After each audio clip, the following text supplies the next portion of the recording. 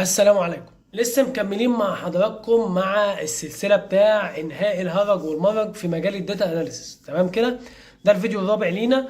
اتمنى يكون حضرتك متابعنا بشكل كويس، مش عارف الرابع ولا الخامس، مش متذكر. المهم ان شاء الله هم ينزلوا بالترتيب يعني.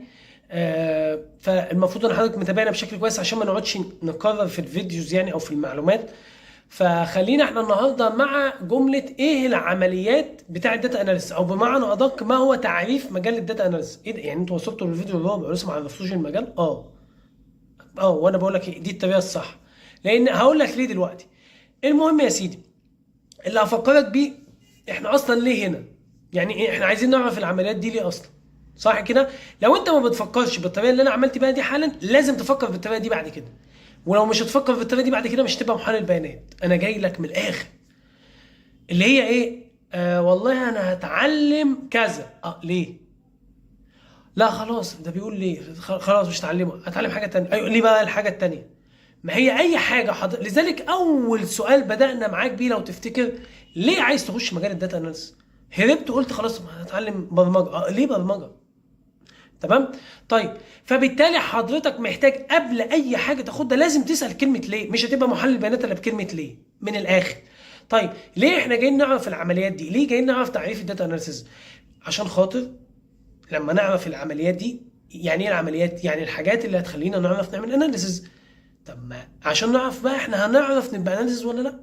ما هو عشان تبقى اناليسيس لازم تعمل العمليات دي. فانت هتروح تتشيك العمليات دي، هعرف اعملها؟ خلاص، يبقى هنفع اكون اناليسيس. بس فهمت ليه احنا جايين نعرف العمليات؟ طيب، انا عايز ابقى طيار. طيب، ايه الحاجات اللي بيعملها الطيار؟ المفروض يكون بيعمل اكس وواي وزد. فانت بتروح بقى تتفرج على اكس دي، اكس دي بتتعمل ازاي. تمام. اتفرج بقى على واي. لا، الواي دي مستحيل اعرف اعملها، مستحيل. خلاص، يبقى انت مش هتنفع تكون طيار. ودي مش نهايه المطاف زي ما قلنا. مش ما هو يا اما طيار يا اما تروح تنتحر. لا. كذلك في الداتا اناليسيس، انا بتفرج على العمليات، فشفت كل العمليات اللي بيعملها الراجل محلل البيانات ده. الراجل ده بيعمل ايه؟ هنتكلم عليهم دلوقتي.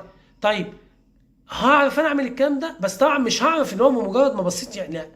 اقصد اقول هعرف يعني هتعلم الحاجات دي وهقدر اعملها. خلاص تمام. فهمت حاجه؟ طيب، خلينا بقى نيجي نقول ما هو الداتا اناليسيس، ما تعريف الداتا اناليسيس. بص يا سيدي، لو حضرتك الجمله دي انا زهقت من كتر ما بقولها. لو حضرتك دخلت على اليوتيوب، على الجوجل، على اي حاجه انت اللي تختارها، هتلاقي 60,000 مليار تعريف وكلهم صح.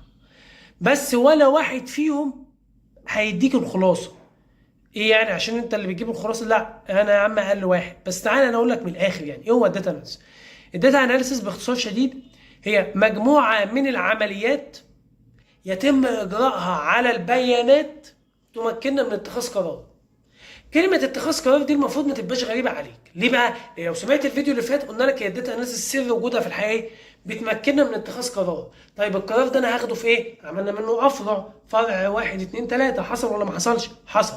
فاذا الداتا اناليسيس موجوده في الدنيا عشان خاطر تمكننا ناخد قرار. بس الغي الحته دي بقى. انا همسك في 3 كلمات: مجموعه من العمليات يتم اجراءها على البيانات تمكننا من اتخاذ قرار. اتخاذ قرار انا اديتها حقها، اركن. تعالى بقى على مجموعه من العمليات يتم اجراءها على البيانات. تعال نتكلم المره دي على العمليات، ويمكن دي مش عادتي. انا دايما ببدا بالبيانات، انا بجيب التعريف دايما من النهايه للبدايه. البيانات من الاخر اللي هو انهي بيانات بالظبط، وهكلمك على دي في فيديو قصير لان خدت حقها قبل كده يعني. بس هكلمك عليها. تعال نتكلم على العمليات. ايه بقى العمليات اللي الراجل اللي علم تحليل البيانات بيعملها في البيانات دي؟ بيعمل فيها ايه؟ بيعمل لها المراره ولا بيعمل لها اللوز ولا بيعمل لها ايه؟ ما دي عمليات اهي، صح؟ دي عمليات جراحيه.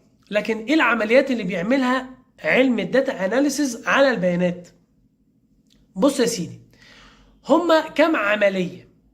طب احنا بنقولهم لك ليه؟ عشان خاطر تعرف انت هتقدر تعمل العمليات دي وبالتالي تبقى محلل بيانات. وعشان خاطر تيجي ركز في دي اهم جمله في الفيديو، ودي الجمله اللي بتعلمك حاجات كتير قوي. الجمله اللي انت هتهرب منها دي برضه هتروح تتوه برضه زي ما انت ومش هتتعلم حاجه. تمام.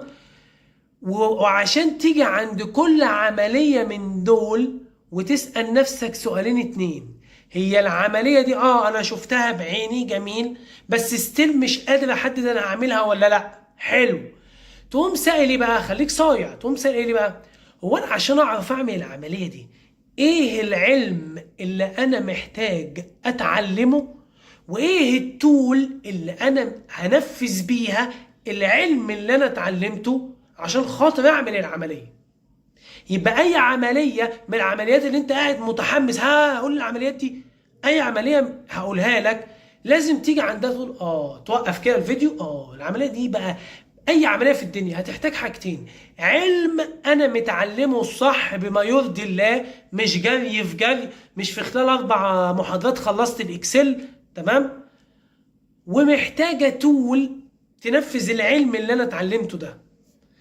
هديك مثال: دكتور القلب، ربنا ما يكتب على حد يروح لاي دكتور، يعني دكتور القلب جبنا الدكتور اشطر دكتور قلب في الدنيا في العالم بشهاده العالم كله، كل ما تسال يقول لك هو ده نمبر 1. طيب جبنا له قلنا له في مريض قلب عايزين نعمل له عمليه، وفعلا هو مريض قلب ما بنشتغلوش، وقلنا له خش بيه الاوضه اللي جنبنا دي. دخل الاوضه فيها سرير بس. هل دكتور القلب اللي اشطر دكتور ده هيعرف يعمل العمليه؟ هيسيبنا ويمشي، وطبيعي معاه حق. ليه؟ هو العلم بتاع القلب في دماغه، يعني هو يشوف القلب فيه كم صمام وفيه كم بيسموه الاوتار ومش عارف ايه والكلام ده وكم شريان والقصه دي، هو عارف ده كله. ما هو ده العلم، تمام؟ وعارفه جدا، ويعني لو غميت عينه كده هيرسم لك قلب الانسان عامل ازاي من كتر ما هو شارب الشغلانه. طيب هل هيعرف يعمل العمليه عشان في سرير، ولا هيسيبنا ويمشي؟ هيسيبنا ويمشي. في ادوات، في معدات، الادوات دي هي البرامج.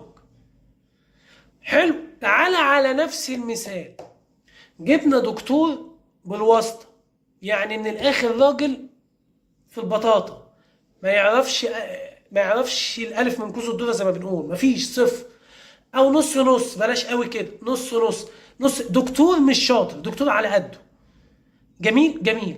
وجبنا له احدث اجهزه القلب اللي تم اختراعها موجوده، غرفه عمليات مجهزه، الغرفه رقم 1 على مستوى العالم لما تحمله من معدات مهمه. حلو حلو.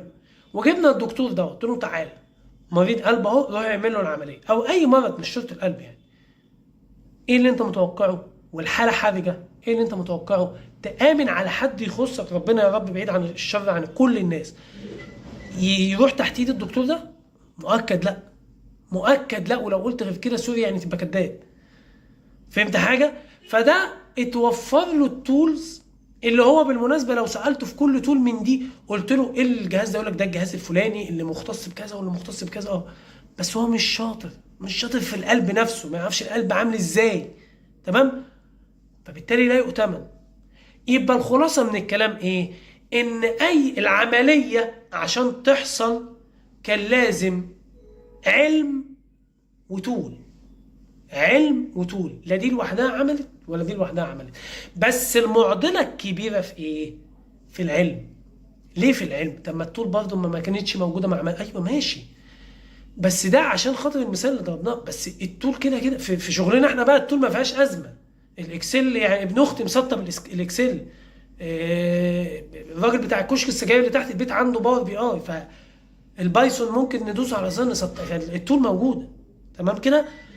الازمه في الحياه اللي احنا عايشينها في علم الناس النقاشين كتير، الجمله دي اكتر جمله بتوصف سوق العمل، النقاشين كتير بس محدش فاهم هو بيعمل ايه.